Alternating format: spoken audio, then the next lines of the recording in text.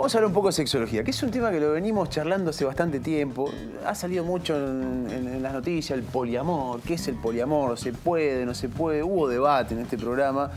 Y dijimos, dejemos de hablar los que no sabemos y traigamos a alguien que sepa. Está con nosotros Victoria Güemes, licenciada en psicología, especialista en sexología clínica. ¿Cómo te va? ¿Cómo está? Muy bien, muy bien. Bienvenida, gracias por venir. Gracias a ustedes. Estos debates que empiezan a surgir generalmente con algún caso de las farándulas, y después de repente todos estamos hablando de poliamor y aparecen estos términos. Sí. No sabemos siquiera si son científicos, si son reales. No, científicos no son, pero bueno, sirven para explicar una realidad que si no, cuando no está nombrada, no sabemos a qué referirnos. Así que, de alguna manera, la farándula ayuda a poner sobre la mesa estos problemas. Problemas, a ver, que para algunos pueden ser problemas, cuestiones que pasan y que suceden, digamos, y ponerle un nombre ayuda. Yo noto que en algunas cosas es como que se va rompiendo el pacto de silencio, que se empieza a hablar. Antes no, antes era una locura y de repente todos éramos monógamos, súper fieles y no existía la infidelidad. Y de repente se empieza a hablar y se empieza a naturalizar y uno empieza a decir, hay otros estilos de amor y otros estilos de vida también. Esto ha pasado últimamente, ¿no? Sí. Y en realidad, a ver, últimamente por ahí está sobre la mesa, como hablábamos. Pero en realidad, por lo menos yo en el consultorio lo veo hace bastante y esto existió siempre, en realidad, con otros nombres, con otras variantes. Pasa que nos cuesta a veces pensar que en realidad estamos muy acostumbrados a pensar que la fidelidad es una condición sine qua non para estar en pareja. Claro. Y en pareja heterosexual, sobre todo. Entonces, hoy poder pensar que, bueno, hay otras alternativas a la fidelidad, hay otros pactos, otros acuerdos, hay parejas que deciden y que pueden realmente vivir de otra manera, es como, wow, qué cambio, digamos. Pero ¿Y eso te pasa a vos en el consultorio? O sea, ¿tenés parejas que tienen relaciones con otras personas? Sí, por supuesto que sí. A ver, como también hay parejas donde yo recibo consultas de pareja, más allá de sexología, donde la infidelidad daña mucho el vínculo y rompe y hasta a veces destruye familias. También tengo parejas que no, donde abrir este acuerdo, donde abrir la exclusividad, donde permitir participar a otras personas y demás, alimenta muchísimo el erotismo y realmente las consolida mucho más. Entonces, la realidad es que por eso existen y parece como algo muy lineal. Y la verdad que el poliamor, si queremos llamarlo así, no es algo tan lineal. No es que, bueno, todas las parejas acuerdan a lo mismo. Por eso cuando surgen estos temas así más públicos o con figuras más públicas, más de la farándula, parece como un acuerdo muy simple. La realidad es que no es un acuerdo tan simple, que las parejas que lo practican no lo hacen de la manera por ahí que se lo cuentan. En realidad, a ver, cada pareja es muy única y establece los acuerdos que en ese momento de la relación sirven. Entonces, sí, hay parejas que los intercambios se dan de manera periódica y están hablados y están charlados. Hay parejas donde participan, por ejemplo, encuentros swinger. Entonces, están participando y están viendo las relaciones de su pareja con otras personas. Y bueno, y hay acuerdos donde cada uno va poniendo un poco lo que necesita y de la manera y se van charlando. Entonces, no, por ahí no son tan lineales las maneras de vivirlo o tan únicas. Claro, no es, bueno, lo decido, listo, vamos. Y también me imagino que el cambio, el cambio aquel que venía acostumbrado a la linealidad, a lo que estaba preestablecido y que no se tocaba, también debe tener su cimbronazo, su impacto, ¿no? Por supuesto, sí. Y por eso no es para todo el mundo, ni todas las parejas lo pueden vivir. Y hoy yo creo que surge un poco este tema con bastante miedo, sobre todo de las personas celosas, digamos. Esta situación de decir, bueno, ahora hay que abrir todas las parejas, esto va a ser un descontrol para los más conservadores, una cuestión, bueno, va a haber una promiscuidad extrema. No, la realidad es que no pasa así. Las parejas que lo pueden acordar está buenísimo y lo disfrutan. Y lo que yo veo de las parejas que hacen un buen acuerdo, un acuerdo sano, es que su erotismo y su vida sexual se enriquece muchísimo. Mirá vos. Ahora, tiene que haber un acuerdo. Por eso insisto siempre con esto. Digamos, no es una aceptación pasiva, digamos, de uno por cumplir la fantasía del otro o por cumplirle el deseo, sino que es un acuerdo donde, ¿por qué digo sano? Porque hay mucha charla detrás, hay mucha comunicación, no es de un día para el otro, pintó en una fiesta y surgió así, bueno, viste, para darle el gusto porque puede estar aburrido de mí, vamos a acceder a esto. Tiene más que ver con algo donde justamente estamos hablando de vínculos adultos en general, de personas adultas, donde están planeadas, por decirlo de alguna manera, o previstas las consecuencias, donde se anticipan posibles consecuencias, donde se proponen planes de acción. No es, bueno, tan lineal tampoco, digamos, bueno, un día abrimos la pareja y ya está. Digamos, y sobre todo lo pueden hacer parejas donde tienen, a ver, valores más sólidos en otros aspectos, digamos, donde la sexualidad está valorada, pero no sobrevalorada. Claro. Entonces, donde se comparten y se construyen y se amalgaman desde otros lugares, no desde únicamente la fidelidad o la exclusividad sexual.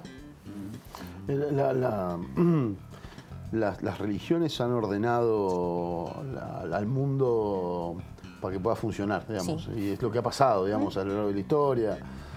Y ha ido evolucionando a medida que el hombre logró más civilización, logró entenderse un poco más. Y todo cambio nuevo, normalmente las religiones tienden a querer frenarlo por distintos motivos. Pero ya, aquí vimos, hasta hace muy poco la gente no se podía divorciar en Argentina, hasta hace muy poco no se podían casar personas del mismo sexo, y todo eso fue evolucionando. ¿Cómo ves vos, qué te llega a tu consultorio, qué puedes hablar con otros? Lo que está pasando actualmente pasó el tema del aborto como discusión y demás, y mientras estaba el aborto estábamos todos de acuerdo con la educación sexual en la escuela. Sí, bueno, hay que educar más sexualmente a los chicos, sí, qué sé yo, pero el aborto no. Pasó lo del aborto y es con mi hijo, no te metas, la educación sexual no. ¿Cómo lo tomás? ¿Qué estás viendo? ¿Qué reflexión tenés de este tema? Sí, yo estoy de acuerdo. Estoy de acuerdo con esto que las religiones censuraron, reprimieron, establecieron modos. También la ley, de alguna manera, ordena la moral, de alguna forma, o las buenas costumbres y la moral, estructuran las relaciones por este miedo principalmente al descontrol. Por eso hoy cuando surge esto en la agenda pública, por llamarlo de alguna manera, genera este miedo al descontrol y ahora qué va a pasar con el matrimonio, se pone en jaque la familia, que es la célula de la sociedad, bueno, todas estas cuestiones medias cliché. Que en realidad, a ver, estoy de acuerdo con esto. A ver, yo creo que es un proceso hasta llegar a una síntesis de alguna manera. Estamos como, bueno, la antesala o la antítesis, entonces se propone una cuestión un poco más de apertura en cuanto a libertades sexuales y por detrás surge una cuestión mucho más conservadora y hasta más rancia, a mi gusto, de conservar las buenas costumbres y las prácticas y esto, a normar, a arreglar la vida sexual. Entonces, ahí volvemos a tener que entrar en debate sobre la educación sexual, por ejemplo, algo que parecía ya una batalla bastante librada, digamos, como, bueno, habíamos avanzado en esto, si bien a la hora de ejecutarlo y en las escuelas todavía había algunos procesos muy lentos en cuanto a la educación sexual, por más que la ley ya existía, bueno, hoy tenemos que volver a discutir esto. Entonces, la realidad es que es un proceso de cambio, entonces está todo muy turbulento y bueno, yo creo que también esto ayuda a que haya más libertades y poder pensarse, a salir un poco de estas reglas o esto tan institucionalizado como era la fidelidad. De hecho, el divorcio, con la última modificación del Código Civil, no es necesario ir a un juicio de divorcio y ser testigo, solamente con la voluntad de una de las partes de decirle, señor juez, se me acabó el amor, o se acabó la pasión, o no me lo banco más, se ejecuta la separación. Esto, tu experiencia personal y de terapia y de consultorio, está más vinculada a estas nuevas expresiones de vinculación, está más vinculada a gente de cierta franja etaria, o son adultos que superan ciertas edades? No, la realidad es que es bastante heterogénea. Mira, descansamos el micrófono, teníamos un problema de sonido. Me voy. No, te decía, la realidad es que es bastante heterogéneo lo que yo veo. Parejas jóvenes, digamos, donde en los primeros meses de una relación ya pueden establecer estos acuerdos, es decir, vamos a no sé, asistir a una fiesta swinger, a intercambiar parejas, a armar un trío, etcétera. Como también es verdad que veo parejas, pongamos 50, 60 años, donde, bueno, después de un periodo bastante prolongado de exclusividad sexual y demás, deciden también como una posibilidad o como una alternativa por ahí a separarse o a la infidelidad o a la hipocresía de la infidelidad, proponerse esto. Bueno, ¿qué tal si abrimos la pareja? ¿De qué manera lo vamos a hacer? Entonces, no, yo creo que en esto es bastante heterogéneo, es como un cambio más cultural y más profundo, me parece. Esa reacción que te preguntaba hoy, que decíamos que, bueno, de tratar de frenar, de conservar el orden establecido y demás. ¿Por qué crees que está pasando la barrera de la discusión, del pensamiento, y se ven reacciones violentas? Como vimos las chicas que le pegaron en la puerta de la catedral en Santa Fe, la otra nena que cortaron con una gilet.